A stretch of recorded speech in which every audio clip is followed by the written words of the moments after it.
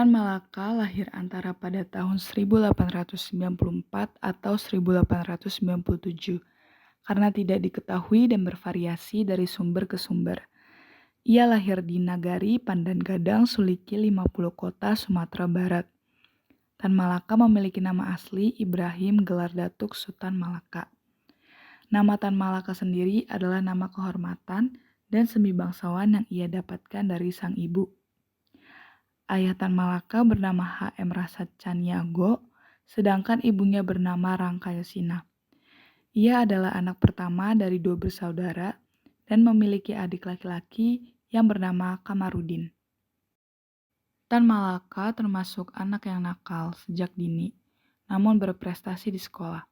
Selamat dari sekolah dasar, ia melanjutkan dan menyelesaikan sekolah keguruannya di sekolah Quack School di Bukit Tinggi dari tahun 1908 hingga 1913. Quack School dikenal sebagai sekolah raja karena tak tergapai oleh kaum Irlanders. Karena kecerdasannya, keinginannya yang keras, kesenangannya dalam belajar bahasa Belanda, dan tingkah lakunya yang sopan, Tan Malaka mendapat perhatian dari seorang guru Belanda bernama Horensma, dan atas anjurannya, Tan Malaka lanjut sekolah ke negeri Belanda. Pada Oktober 1913, ia belajar di Rich Quack School dan selama kuliah pengetahuannya tentang revolusi mulai muncul dan semakin meningkat.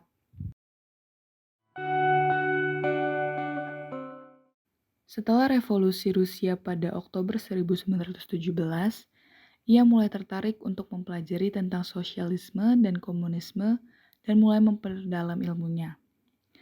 Tan Malaka pun mulai sering membaca buku-buku tentang kedua hal tersebut oleh Karl Marx, Vladimir Lenin, dan Friedrich Engels, dan mulai membenci budaya Belanda. Kemudian, Tan Malaka bertemu dengan Hans Naevelt, salah satu pendiri ISDV. ISDV adalah organisasi yang menjadi cikal bakal Partai Komunis Indonesia, atau bisa disebut PKI. Tan Malaka pun tertarik dan dengan ajakan Hank, ia bergabung dalam ISDV.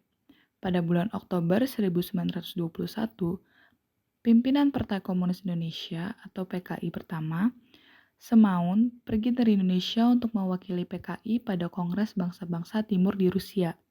Tan Malaka pun akhirnya dipaksa untuk menjadi pemimpin PKI.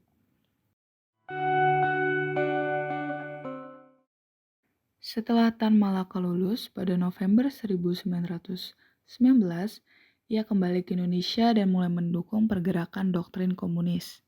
Terlebih di tahun berikutnya, ia berusaha mengubah pemogokan pegawai pegadaian pemerintah menjadi pemogokan umum. Namun usahanya gagal.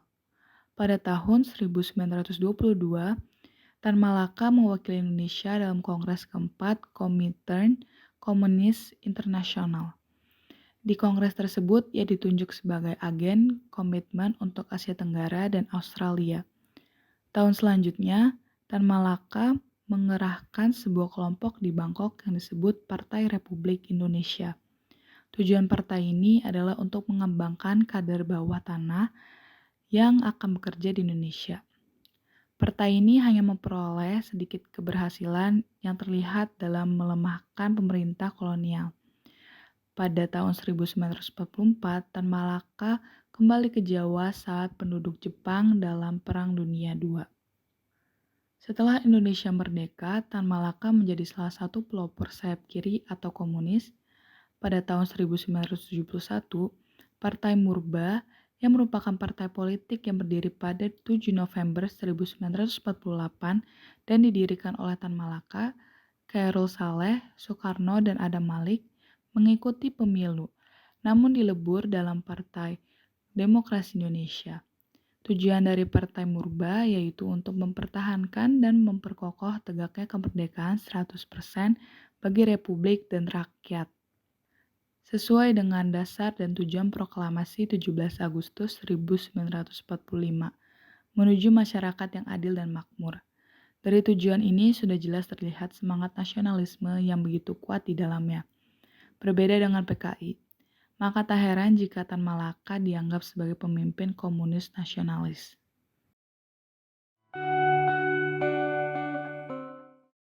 Pada 21 Desember, Tan Malaka menyampaikan pidatonya yang berisikan seruan kepada rakyat agar tidak percaya pada kaum imperialis barat. Tidak perlu melakukan perundingan dan kemerdekaan akan diraih hanya dengan mengangkat senjata dan mengalahkan musuh.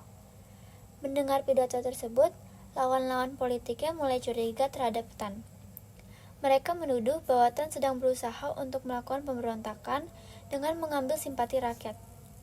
Pihak militer dari kubu pemerintah di Jawa Timur juga merasa tidak senang dengan seruannya mengenai tidak perlu ada perundingan dan memilih jalan Verano. Beberapa pihak militer bahkan menyebarkan isu bahwa Tan Malaka akan membentuk Republik Murba. Saat Belanda menyerang Kediri dan berhasil menguasai kota tersebut, Tan yang dikawal Mayor Sabarudin sedang bergerilya dan berada di suatu daerah di barat Sungai Berantas. Tanpa diketahui, di daerah itu juga terdapat markas Divisi 1 atau Gubernur Militer Jawa Timur di bawah Panglima Divisi Kolonel Sungkono. Tan pun ditangkap oleh militer Divisi 1. Setelah ditangkap, Tan Malaka dieksekusi dengan ditembak mati di Desa Selo Panggung, Kecamatan Semen, Kabupaten Kediri pada tahun 1949.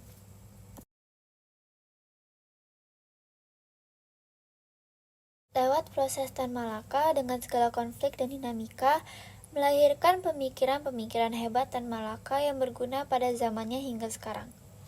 Pertama, pemikirannya mengenai filsafat adalah Tan Malaka meyakini bahwa filsafat tidak lain adalah sebagai pendobrak nalar miskin atau tahayul yang masih berkembang terutama di wilayah Asia. Dalam perjuangannya mencapai kemerdekaan, Tan Malaka selalu mengutamakan konsep revolusi. Menurut pemikiran Tan Malaka, revolusi untuk mencapai kemerdekaan hanya dapat ditempuh dengan satu aksi massa yang terencana dan disertai dengan pengorbanan. Semakin besar jurang antara kelas yang memerintah dengan kelas yang diperintah, semakin besarlah kemungkinan timbulnya revolusi. Pemikiran yang ketiga adalah mengenai konsep pendidikan, terutama pendidikan di Indonesia. Dalam praktik pendidikannya, tujuan utama bagi dirinya bukanlah untuk mensosialisasikan atau melegitimasi ideologi komunis, melainkan lebih ditujukan untuk kepentingan bersama dan bukan dominasi ideologi. Kehadiran Tan Malaka dalam sejarah perjuangan kemerdekaan Indonesia masih menuai banyak kontroversi. Di satu sisi, Tan Malaka dipandang sebagai pejuang sejati, tetapi di sisi lainnya, Tan Malaka dipandang sebagai seorang komunis yang ingin mendirikan negara komunis Indonesia karena sempat memimpin Partai Komunis Indonesia atau PKI. Terlepas dari permasalahan-permasalahan, Tan Malaka disinyalir sebagai salah satu tokoh yang memiliki sumbangsih yang penting dalam membangun semangat para pemuda, walaupun Tan Malaka merupakan tokoh inkognito pada masa kemerdekaan.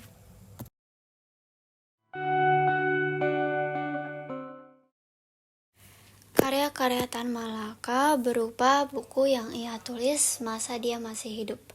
Beberapa buku yang Tan Malaka tulis ada dua. Yang pertama adalah buku Madilog yang ia tulis pada tahun 1943 dan juga buku From Jail to Jail yang ia tulis pada tahun 1970. Penghargaan yang Tan Malaka dapatkan merupakan gelar pahlawan nasional berdasarkan Keputusan Republik Indonesia atau Keputusan RI nomor 53 yang ditandatangani langsung oleh Presiden Soekarno pada 28 Maret 1963. Gelar tersebut diperoleh lantaran Tan Malaka memberikan sumbangsih bagi bangsa Indonesia, meskipun ia dikenal sebagai sosok kontroversial di bangsa Indonesia. Mengapa kami memilih tokoh Tan Malaka? Alasan kami memilih tokoh Tan Malaka yaitu karena ia adalah seorang pahlawan nasional yang memiliki pemikiran-pemikiran revolusioner dan juga kehidupan yang sangat inspirasional yang sering dilupakan dalam sejarah. Kami membuat video ini supaya lebih banyak orang mengenal tokoh Tan Malaka.